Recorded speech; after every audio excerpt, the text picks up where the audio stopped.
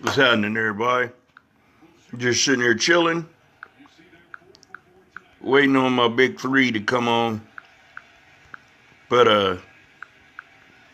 I was just wondering, do Anthony Joshua still got fans? Where are they? I mean, I argued the hell and back with Joshua fans, prior to him getting stopped by Ruiz. And I'm just wondering where all these people went. I don't get it. Somebody please tell me where his Anthony Joshua's fans went. I know in my boxing group that I got a couple of them, my English fans all over in the UK have all just changed their name or left or ain't got nothing to say, which was expected.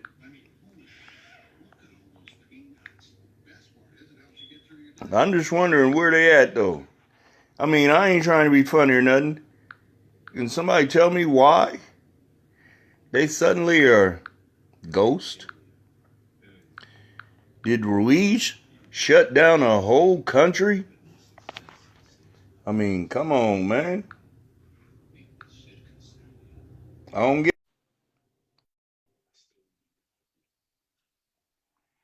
I really don't get it.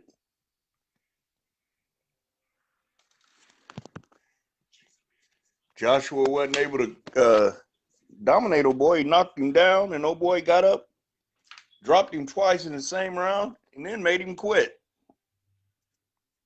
It said a lot. Now we know why Joshua was ducking Wilder. And that's real. He was going to babysit them belts and hide from Wilder with all his might, but he couldn't because the boxing god said, we're going to stop this farce. And what they did, they put this fat boy in there who is an American, but both his parents from Mexico. He's a Snicker-loving motherfucker. He should get a contract with Snickers, flat out. He is. He should, man.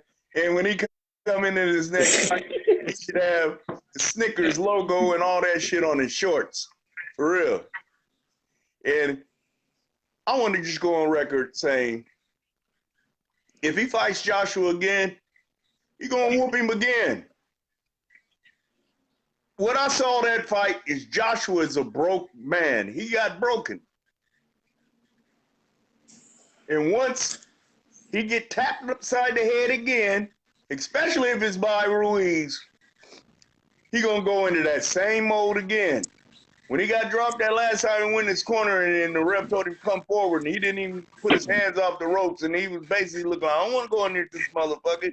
You know what I'm saying? But when he walked over to his corner looking at them like, help me, that told me all I need to know. This motherfucker came to America and got blasted. Makes you wonder, what was they testing him for when he didn't have to come to America and also when he didn't have to do with the strenuous testing that we have here?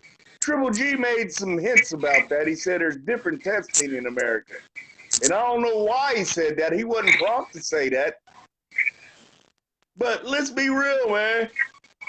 Joshua babysitted that belt, and a lot of these motherfuckers was going to allow him to keep on ducking and hiding with them belts from Wilder. Wilder wanted to be undisputed heavyweight champion of the world. People wasn't with it. Even Americans. But now, where did Joshua A lot of money Speak was to me, lost, bro. A lot of money was lost, man. I wanted to see Wilder and Joshua, man. A lot of money was lost that the fight never happened, man. A lot of money, man. I don't know. No one's interested in Joshua and Wilder no more. After all that posturing, I remember the Riddick Bowe Lennox Lewis situation. Very true. And that was a heavyweight fight that everybody was salivating at the mouth waiting to see. Both threw the belts in the trash, threw the belt in the trash. He said, oh, fuck that. But Hearn and them was able to use propaganda and the bigotry toward the black man that's knocking everybody the fuck out. And then they say, well, who has he fought? But then when you look at Joshua's resume, who has he fought? When your claim to fame is beating a 41-year-old Klitschko coming off of a loss in a layoff, already everybody know that's a farce. And people was perpetrating that fraud by aligning themselves with that he don't need to fight Wilder shit. He needed to fight Wilder. He should have fought Wilder. They were both undefeated. I mean, even though the people that are Wilder fans or even Joshua fans that didn't want to see them fight, it hurts boxing because now it's like Wilder's going up against Ortiz and then Fury again, but I don't know. Wait a minute. Let me stop you right there. Fury and Wilder is not going to happen. Wilder and Fury 2 should have happened immediately after that first fight. But what Fury do? I agree. He went to the boxing witness protection program and signed with Top Rank. Now, Top Rank will act like they trying to make the fight, and it won't happen, and the public will blame Wilder. We've seen that shit with Manny and Floyd over the years. And then you got your boy Crawford sitting there in Top Rank. Ooh, they done flat out told him, man, shut up. You're going to be our new Tim Bradley. You a lawn jockey, boy.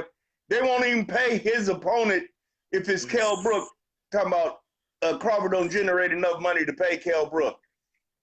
Now, come on, man.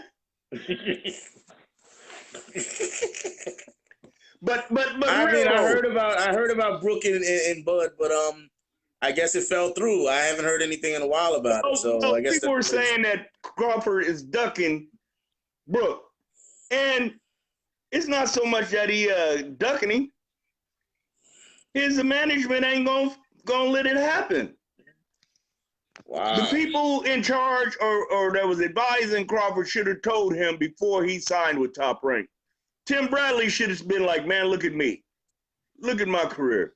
That's what you're going to do. You're going to have to fight all these Top Rank fights. Flat out. Keep it in-house. Yeah, that's Andre what Top Rank's known for. Keep it in-house. Yeah.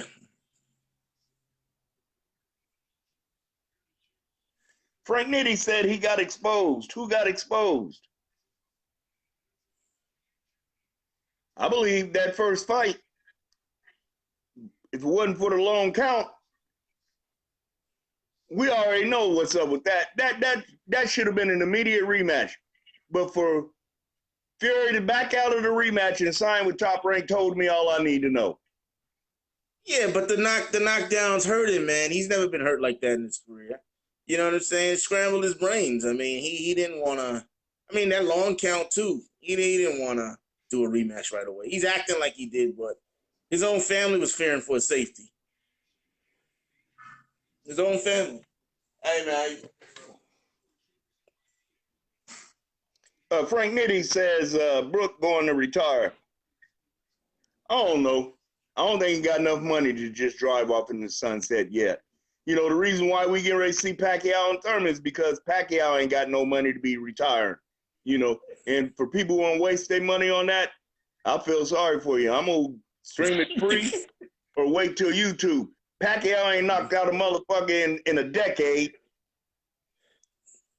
And Keith, one time, ain't even sometime no more. It's going to be a 12-round fight of two cautious motherfuckers. Ain't going to be no fireworks. I hope not. I hope it doesn't turn out to be that. I hope not. Thurman's talking a big game. He's talking a big game. I don't know. Yeah, Thurman's a bitch. When he could have fought Spence, he didn't. Pacquiao is a bitch.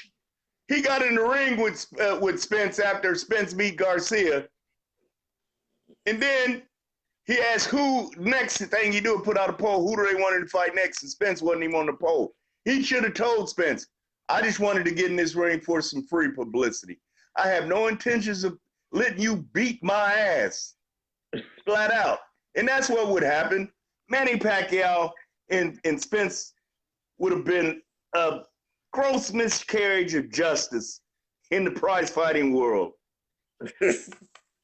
Spence would have beat the dog shit out of Pacquiao. I mean, I don't know. Thurman doesn't want Spence, and for Pacquiao, I don't know. Spence is not a good fight at this point, fam. I don't know. It's not a good fight, especially the way he No, goes to the body. Pacquiao can't keep just getting these free paydays though. Thurman looked bad in his last fight, though. Thurman looked real bad. The way he was getting hit by Lopez. I mean, I know it was his first fight back, but I don't know. I don't know if he gets hit like that against Pacquiao by any chance, he ain't gonna survive all fight long. And based on what Pacquiao did to Algieri?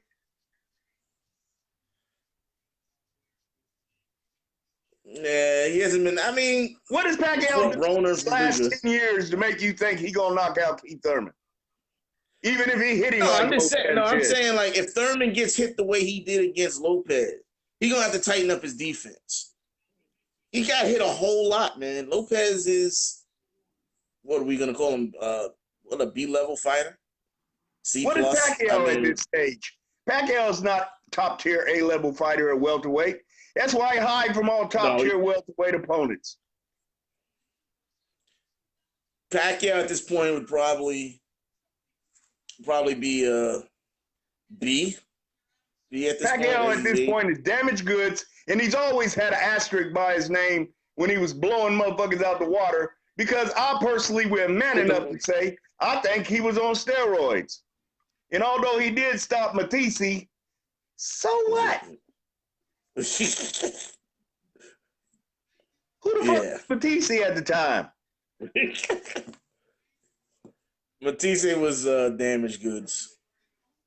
So Matisse had been in a lot of rough fights. Provodnikov and a few other fights, Postal. So he was ruined. I thought he was gonna do better than that, but no, he just totally shot. Totally was shot. I look at it like this, man. As long as these motherfuckers gonna keep on giving Manny Pacquiao them checks and keep buying that bullshit, they can. But he's a fraudulent motherfucker to me that was on steroids at the time. He could have fought Floyd when they both was undefeated. They could have had a 50-50 purse.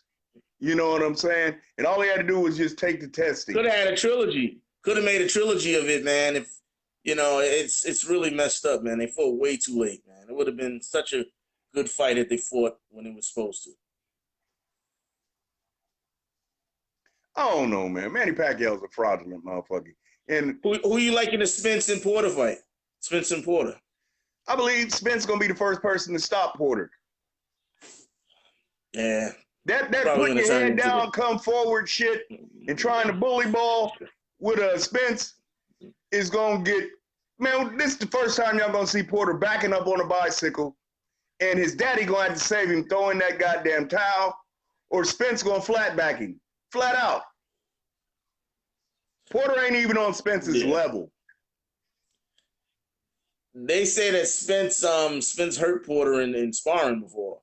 So it's true. I think I don't know, it's a bad matchup for Porter. It's a bad matchup. Especially if Spence starts going to the body. But Porter's physically strong. He's gonna try to make it ugly, so it'll be fireworks for as long as it lasts. I don't think so. I believe it might be a little interesting first 3, maybe 4 rounds, but then the truth gonna set in. For real. And like all Spence fights, he gonna start wearing on them motherfuckers. And they got to understand, this ain't amateurs. This ain't no 3-rounder. Because people talk about, well, Kell Brook was doing good until Spence stopped him. Key word. They had a 12-round fight. Brook couldn't finish. I don't give a fuck what happened every minute of every round prior to him stopping and getting on his knee and saying, fuck that. I'm at the crib. People in my hometown, my country. This motherfucker came over here, took my belt. But I'm not getting up and fighting this motherfucker. I'm going to stay on my knee. I'm going to blink and shit. I can't say it's because of my eye, because he broke my other eye. You know what I'm saying? Yo, man, Brook is stupid for that, man. He fought Golovkin, got one side of his face destroyed, and then he fought Spence and got the other part of his face destroyed. So Yeah, but it ruined also his career. Brooke, It took years off of his career. Brooke beat Porter though, and that's a He measuring did. stick too when you look at common opponents. Yeah, that's true. People not looking at that. That's true. Tied him up, stopped the roughhousing and all that. Tied him up whenever he got Yeah. close. Frustrated him. Whereas not only is Spence gonna frustrate him, he gonna tame him. He gonna tame. Right. Watch and see.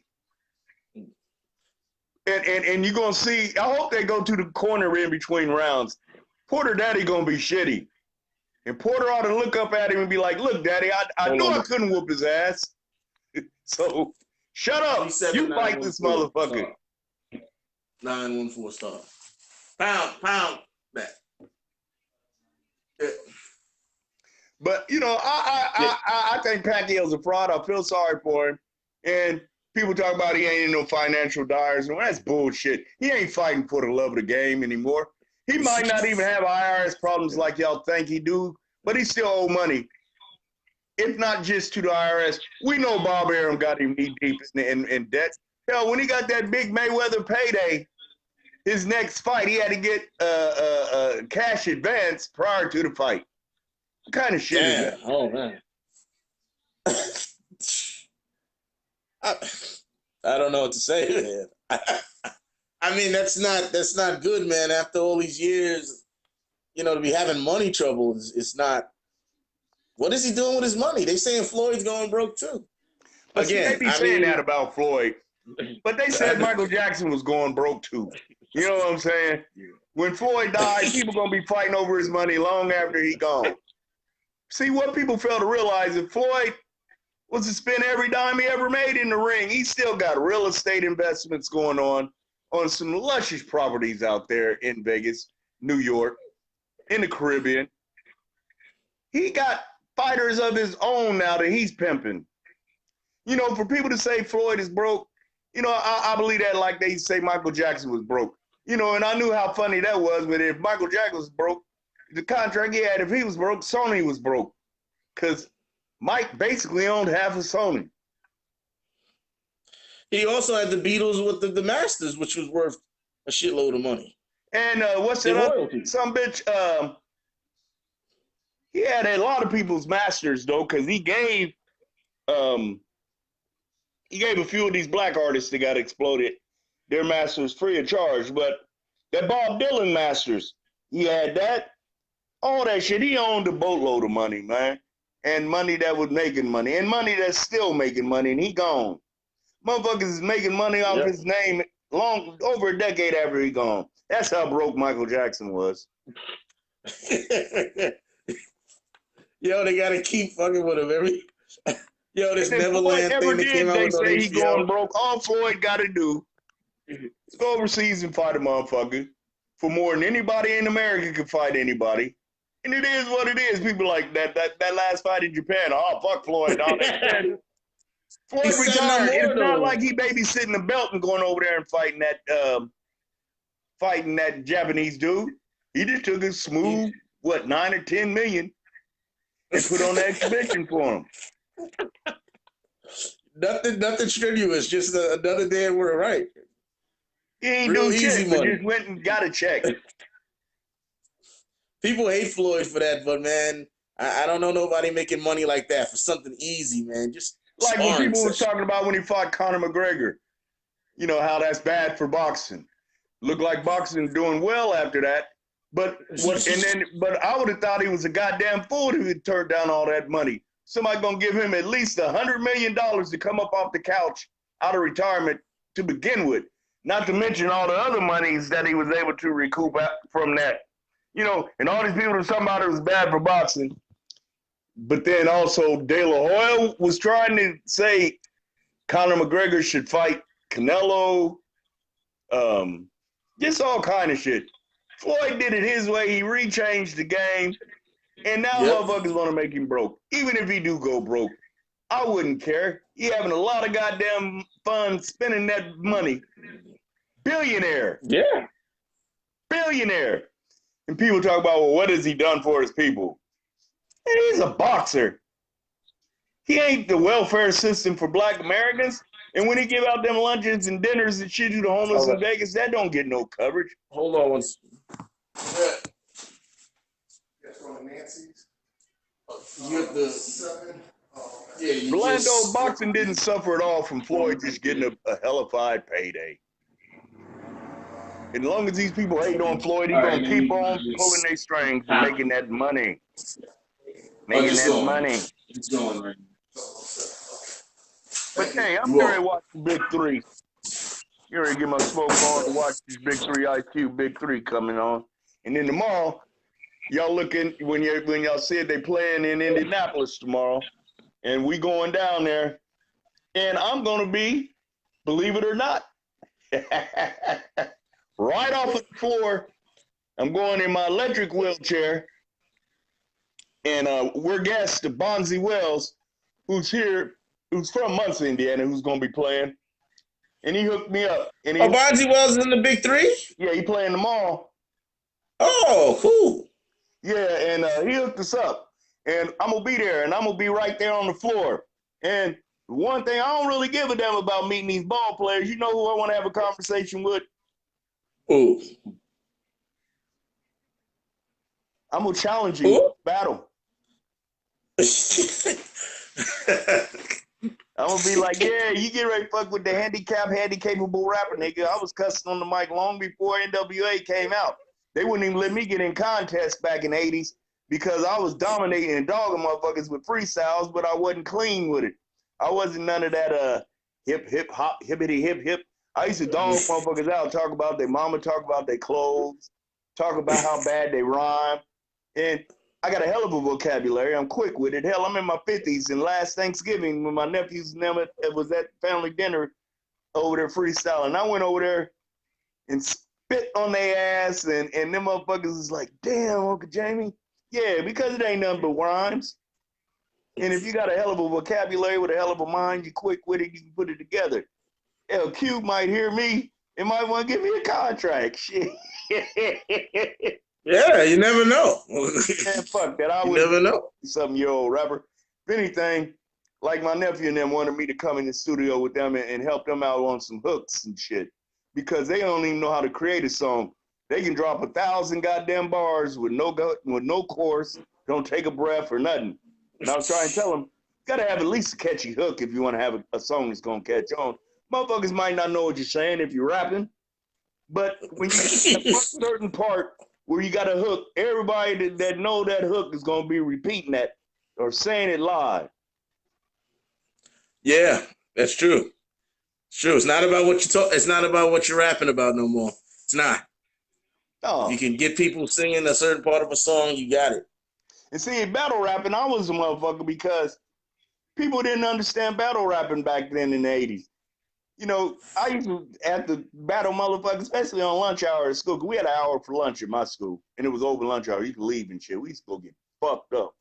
But, you know, when you be battling motherfuckers, you be battling motherfuckers that sometimes 2 and 3 motherfuckers that got them a routine together and been practicing and all this shit.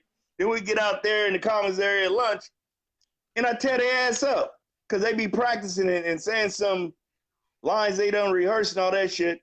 Not understanding the art of the battle is to get the crowd on your side. Have the best punchline. Once you get the crowd. So do you listen to freestyles today? Huh? You listen to freestyle battles today?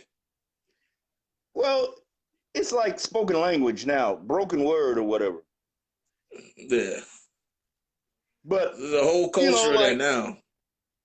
Yeah, but like if you can catch the crowd right off the bat and you get them to say, ooh, no, that nigga didn't say that. Oh, hell no, and all that shit, you won. I don't give a fuck if you got all these metaphors and your language is all that tight and all that shit. If a motherfucker be like, hey, what's your name, Chris? Oh, ain't that a bitch? You smell like piss. Stupid as fuck. But, you know, motherfuckers laughing at your ass. Or anything stupid. You know, I'm going to tell you something from 84 that I wasn't even going to get in this rap battle. It was these motherfuckers from another school. And they start calling me out on the mic. We was at the party. So, you know, we had already drunk about 1 million goddamn Little King's cream ales at the time. So I grabbed a mic and I started out with a punchline and killed them from there. I started out, I was like, oh shit, it's all your fault. You got me started. That's why your ass smell like somebody farted. Something generic corny like that. Motherfuckers started laughing off the gate. My beatbox was this cat named Shelly Ford, who used to sound like Buff from the Fat Boys. And we just killed their ass. And fuck that. At the Big Three tomorrow, though, I'll be damned if Q even give a fuck about me. I'm going to watch some good ball. I'm just talking shit. But I'm glad that Bonzi hooking us up. But Bonzi, he's good. He's good people with some folks in my family and shit. And I remember when he was playing in the NBA and he came home one summer and I was announcing this Dust Bowl tournament. And it was in Muncie, Indiana. And I'm not from Muncie, but I fucked around in there a lot. You know what I'm saying? And so Bonzi come up there, I'm from Anderson, and Muncie and Anderson's rivals. And Bonzi's like, man, why y'all got this foreigner on the microphone, man? Because I was talking all that good cash shit. So I put Bonzi on the spot then. I said, Bonzi, how you going to call me a foreigner when you the dude to be in Anderson buying the bar out and trying to buy all the coochie? And motherfuckers started laughing at him. And then he came over to me, the nigga, 6'6", put his hand on my shoulder. He said, old school, you a motherfucker, man. He said, but you ain't got to call me out like that, though, dog. Wow. But we've been cool ever since, though. Because I used to try to talk to him. He used to let these motherfuckers ride around and in his cars and shit. And they was doing dirty shit. And I was like, man, you need to cut them motherfuckers loose as far as letting them ride around, selling dope out your cars and shit like that.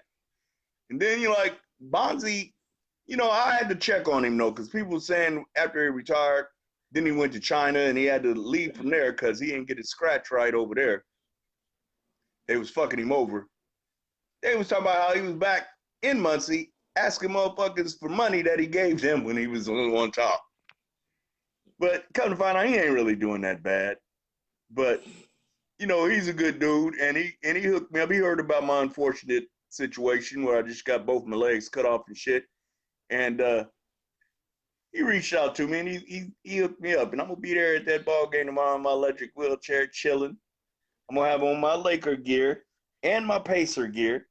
My Laker gear, people was talking about it, how it wasn't relevant. But look now, I got my name on there because they just signed me too. You happy about the AD trade? Yeah, well, see, now after the AD trade, now motherfuckers singing a different tune. And what really fucks me up is how Kyrie wanted to get out of Cleveland because he didn't want to play with LeBron. He wanted his own squad. But I looked at it like this. Before LeBron came back to Cleveland, all Kyrie did was get in the lottery every year. Then when he got his own squad, he didn't play in the playoffs that one year, and the squad almost went to the championship, to the finals. Then when he come back, they was like, man, fuck you. We already having to tone our game down for you and what's that boy from Brownsburg, Indiana, Gordon Hayward. Stunted the growth for all them young boys that was putting it down the year beforehand. Now Kyrie talking about going to this team or that team or another, but now the teams don't really want to fuck with him because KD hurt. And they ain't want to fuck with him unless he came in a package deal with KD. Kyrie is not that dude. Kyrie should have just stayed with LeBron. If it's so what if they call him Batman and you be Robin, get your money, get championships. You had your guy. Look at what happened to Boston. I mean, look at Boston's fell apart now. And he's leaving. And it's like, you wanted Gordon Hayward. Now that didn't work out.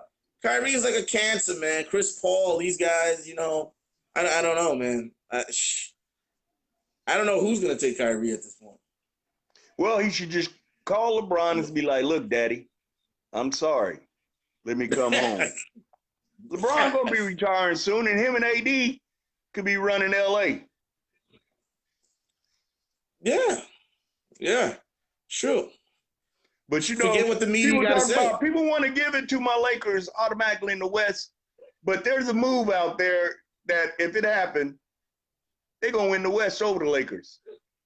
And that's if Harden and CP3 can at least stay together this one more season, and they get Butler. Jimmy Butler's serious about going there. Yeah, he's serious about going there. He wants out of Philly. He didn't let them know. He'd be their third option. He'd be that And third option. also the Lakers, they need to try to get Tobias Harris to come back to LA and this time be on the Lakers. I don't think they're gonna get Kawhi. I think Kawhi is gonna re-sign with Toronto. Well, I wouldn't want him to get Kawhi. And Kawhi don't want to come to a team where he could possibly be under LeBron and even under AD at this point. He done paid his dues, you know. Yeah. But the Lakers talking about getting Kemba Walker is dumb because LeBron handles the ball all the time. They don't need a point guard. They need a slasher or a marksman. Yeah. Or a marksman. I think AD and LeBron will get along.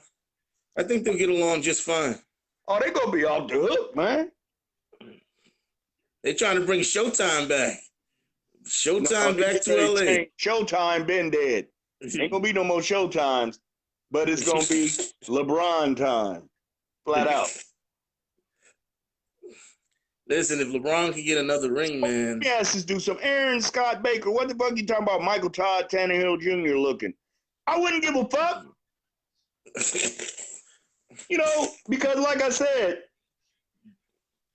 any motherfucker that come on Facebook trying to find me at the crib, I'll kill him.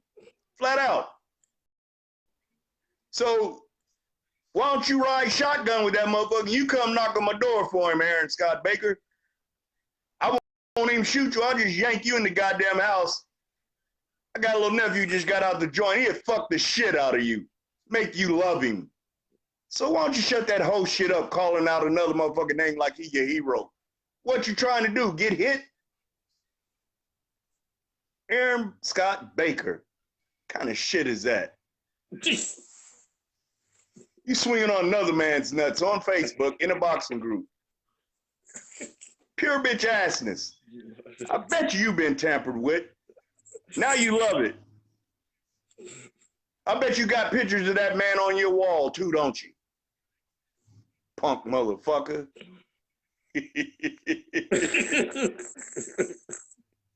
Yeah, you know, I clap back hard. When motherfuckers came at me, I came hard. I had the motherfuckers talk about, oh, yeah, motherfucker, I'm gonna come get you. Roar. So I just told my brother, hey, film this for me. I grabbed one of my weapons. Oh, you got some beef with Mike Tannehill? Well, I ain't got no beef with him. Just he called me on the phone one night on some bitch assness, and they was talking cash shit. So, you know, they were laughing and giggling and shit. So I was like, okay, I'm getting ready to make this motherfucker wipe that laughter out of his motherfucking mix. I posted a picture of his wife. She got a big fat ass. And I put on there, smash or pass. Oh, he lost his goddamn mind. But you can fuck with a motherfucker. But when somebody talk about hitting that big booty bitch of yours, and you out there driving trucks and shit, you wonder if some motherfucker looking just like me was over there digging in them guts while you on the phone on the truck with your buddies on boxing groups laughing and calling people and giggling and telling jokes. And somebody got your girl strung out like a research monkey. It is what it is. Fuck them. Wow. That's why I got a gun permit, man. For real. And now Facebook shit is too real. I'm really killing right out the gate now. She got to understand, I'm in my 50s. I done been out the penitentiary, what, 28 years. I'm not going back no more. I'm going to cover all my tracks. But I would beg a motherfucker to come on my door with what you say on Facebook, motherfucker. Boom! That's all it's going to be to it. Flat out. You be a hero. And then while you dead, and your boys is singing, you know, this song's dedicated to my homie in the gangster league. One of your boys is gonna be plotting on fucking your girl while she in deep sorrow. Oh, baby, it's gonna be all right. Hugging her, patting that ass. And I'm gonna tell you, man, before you be even in the ground a week, somebody else gonna be already digging in them guts, spending that insurance money you left the bitch. So it's all good. Can't let these motherfuckers lead you into some bullshit on Facebook. So Aaron Scott, Fuck you. And fuck anybody else that be talking that bullshit. Motherfucker. As a matter of fact, I got a cake baked for you, Aaron. When I get off this phone, I just want you to wait till tomorrow. Or maybe later on the night. And when it happens, you're going to be like, damn, that motherfucker was real. Matter of fact, get off here now. I'm getting ready to hook you up, Aaron Scott. Aaron Scott Baker. Yo, bro, have a good one, man. Yeah. Yo, this is good talk, bro. Check with Aaron tomorrow. The first living post bond. Let me give you a hint there, buddy. Don't be putting on that Michael Jackson costume tonight and go out here trying to trick little boys and shit. Stop it. Leave those kids alone. I'll leave it at that. Hey, Paul Bart, the mall cop. Like, bro, you steady making your trash ass videos, trying